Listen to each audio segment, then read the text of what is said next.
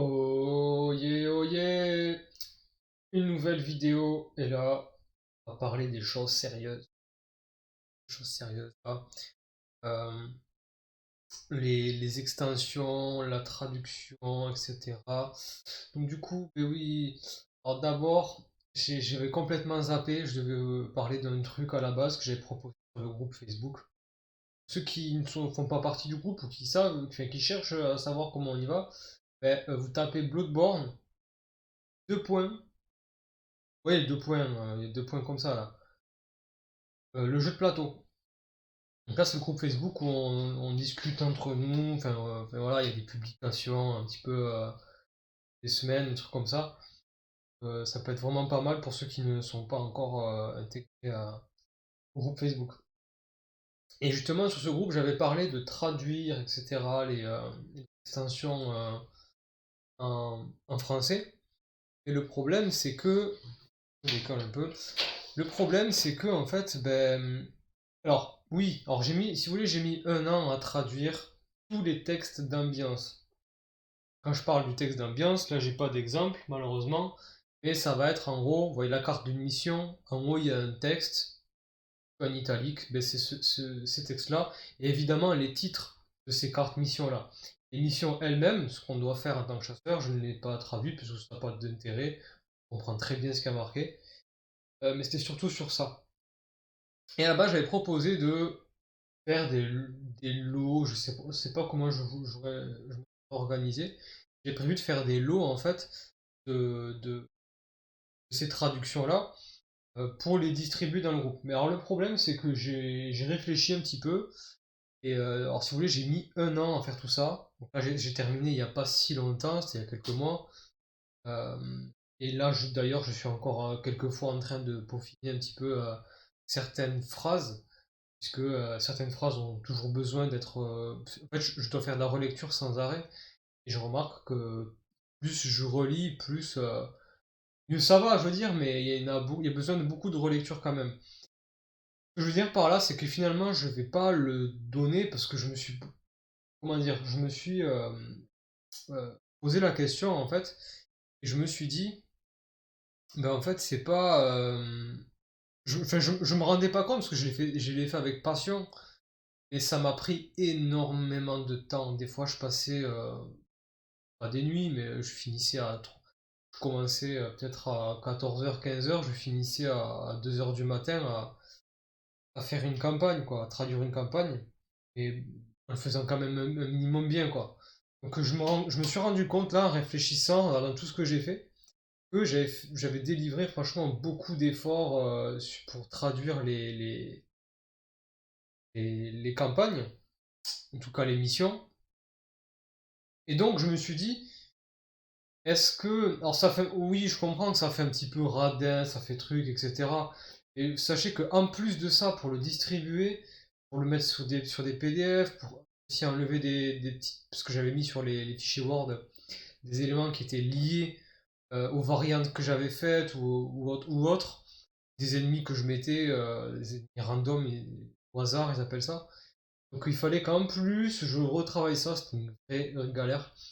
Donc j'ai décidé de le garder pour moi.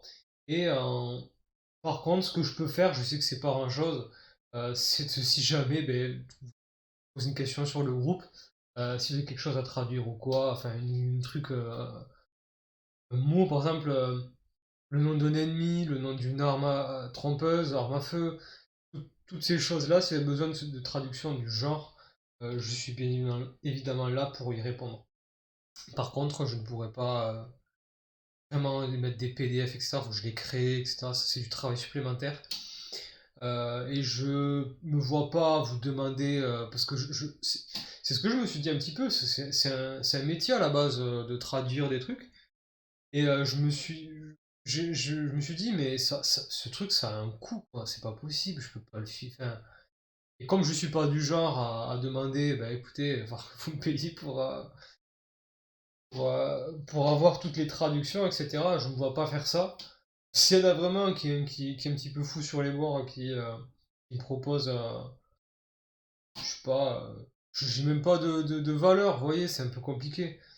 en échange de toutes les traductions du jeu, ben, là ça peut se discuter, mais je veux dire c'est vraiment un but, je pense que je n'aurai même pas le temps, donc c'est un peu compliqué. Vraiment c'est compliqué pour moi, je ne sais pas en plus combien de personnes qui sont intéressées.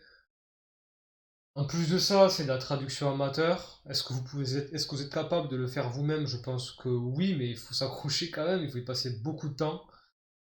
C'est de la passion, franchement, y a que ça. Donc voilà, c'était un truc que je voulais aborder déjà, avant de me lancer dans le sujet. Donc je ne vais rien vous apprendre par rapport à la traduction VF, vous le savez. Alors, il y a eu quand même tout un suivi, toute une histoire, hein. Enfin pas une histoire, mais un, un scénario en gros autour de la traduction en VF par Funforge, parce que dès qu'ils l'ont annoncé, il y a eu beaucoup de questions de personnes qui directement, j'ai regardé là à nouveau les anciennes conversations, et donc du coup, j'ai vu qu'il y avait beaucoup de personnes qui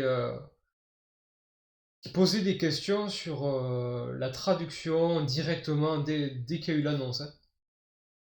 Donc, comme quoi c'était beaucoup demandé les extensions. Alors les premières réponses de Funforge, c'était peut-être au début. Ensuite, ça a été on verra en fonction des ventes en boutique. Et ensuite, donc il y a quelques mois de ça, c'était sur un live de jeux découvre pour ceux qui connaissent. Il y avait la femme de Funforge, enfin la initiale, je crois que c'était. Euh, j'ai directement posé la question, hein, j'ai dit oui, c'est quand que vous traduisez les extensions? Et elle a répondu que non, le jeu ne s'est pas assez vendu. Un truc qui est chelou, c'est qu'elle a dit deux choses. Ce qu'elle a dit que le jeu ne s'était pas assez vendu, mais aussi que elle a sorti comme argument que la plupart des gens, les potentiels acheteurs, du coup, euh, avaient déjà acheté le Kickstarter, la VO en gros du Kickstarter, et c'est la raison pour laquelle ils ne vont pas traduire les extensions. Euh, En fait, le truc, c'est que ce qu'ils comprennent pas, c'est que ça n'a pas vraiment de rapport, puisque déjà, le fait que les gens, déjà, quel sondage ils ont fait pour avoir ces données-là? Moi, j'ai pas vu de sondage. Dites-moi en commentaire si vous avez vu un sondage de Funforge qui demandait est-ce que vous avez la VO, est-ce que vous avez le Kickstarter chez vous? Franchement, c'est un peu débile. Et puis de toute façon, moi j'avais la VO, je l'ai vendue contre la VF. Ça a pas de sens. Donc, c'est débile. En plus de ça, il y a un engouement incroyable. À savoir que, je veux dire, depuis la sortie de Bloodborne en VF, il y a eu 3 ruptures de stock, dont celle de mai, qui a été définitive. Je crois que c'était vers mai, hein. Mais il n'y a plus on ne trouve plus le jeu. Euh, il y a quand même eu, comprenant celle-là, 3 ruptures de stock. C'est quand même énorme, en 8 mois, hein. Donc leur argument en gros, et ça de toute façon on n'a pas les chiffres, hein, on n'est pas chez eux, ils ont indiqué quand même que ça n'a pas eu son succès selon eux. Alors ça dépend quelles attentes ils avaient, parce que nous, on s'est dit, attends, 3 ruptures de stock en 8 mois, franchement je vais être honnête avec vous, pour un jeu lambda de ce gabarit, c'est un succès. Je vous le dis, 8 mois, 3 ruptures de stock, en 8 mois, c'est un succès. Bloodborne, il y a eu du succès. Si on prend en moyenne un petit peu tous les autres jeux, je vous le garantis, Bloodborne, il a eu du succès, franchement. Maintenant, on n'est pas à leur place. Peut-être qu'ils avaient des attentes. Peut-être, je sais pas, qu'est-ce qu'ils ont mis en avant. Enfin, je veux dire pas qu'est-ce qu'ils ont mis en avant, mais est-ce qu'ils ont avancé, on va dire, comme, comme difficulté, on va dire, pour se dire ah mais par contre il faut qu'il y ait un retour mais extra quoi. Vous voyez ce que je veux dire? En gros, je pense qu'ils avaient des attentes mais d'un succès mais total, genre ils vendaient ça en 3 4 mois. Ça veut dire que peut-être derrière ils avaient pris des risques, voilà, c'est ce que je voulais dire. C'est qu'ils avaient pris quand même peut-être pas mal de risques. Et c'est peut-être la raison pour laquelle ils estiment du coup, ils ont conclu que ça n'a pas eu de succès, que les gens n'ont pas vraiment vraiment acheter la. Donc, ça peut être de succès en boutique. Moi, vraiment, je le dis, le problème, si on rentre dans. Si on se met dans. Si on va dans leur sens, le problème, en gros, je trouve déjà, c'est qu'il n'y avait pas eu de pub. Je veux dire, à part mettre le Bloodborne là, dire qu'ils vont le faire en VF sur leur page Facebook, ils ont rien fait- on n'a pas entendu parler vraiment du jeu, je trouve. Enfin, c'est tristouné, quoi. Je veux dire, c'est pas terrible de ce côté-là, je trouve. C'est, pour moi, c'est surtout ça. Il y a plein de gens qui connaissent pas. Ils ont eu du mal à communiquer un petit peu leur sortie, je trouve. Le succès, ben, peut-être ils attendaient vraiment que ça se vende en 3 4 mois, ils attendaient un succès de fou. Je sais pas d'où ils ont attendu ce succès. Je vois les commentaires en Angleterre, là, en VO, les mecs ils l'ont dit, hein, ça a pété quoi. Je veux dire, ça s'est bien vendu, très très bien vendu, franchement, hein. C'est ce qu'ils ont dit, même eux, ils n'en reviennent pas quoi. Enfin voilà. Donc il faut savoir que d'ailleurs j'ai relu encore les messages de Funforge tout à l'heure là, sur une conversation. Ils ont bel et bien indiqué que ça n'existera pas. Alors, ah oui, c'est vrai que je ne l'ai pas dit, mais au début, ils disaient oui, on n'a pas les droits, etc., etc. Alors, qu'est-ce qui a fait le lien entre on n'a pas les droits et ça s'est mal vendu, sachant que c'était à peu près la même période? Je pense que quelque chose qui n'est pas du tout clair dans leur com, dans ce qu'ils ont répondu aux gens. Je pense que soit c'est les deux, d'accord, soit c'est les deux et alors on a rien à faire, c'est comme ça. Mais, ou alors si c'est. Enfin, c'est un peu bizarre. Je vous dis, c'est un peu bizarre. Mais en tout cas, c'est dommage. Très dommage et du coup, on n'aura pas de. Vous pouvez faire une croix sur la traduction des extensions de Bloodborne. C'est fini. Vous pouvez dire au revoir. Ça n'existera plus. Maintenant, pour terminer un peu la vidéo, je voulais aussi parler ben, d'un éventuel DLC. Puisque vous connaissez le jeu vidéo de Bloodborne. Euh, il y a DLC, donc c'est un contenu, on va dire une extension quoi. Et c'est vrai que dans le jeu, dans la collection là, il n'y a pas tout le contenu. Alors déjà de base, il n'y a pas tout le contenu de la trame principale du jeu. À savoir, par exemple, il y a une zone qui n'y est pas.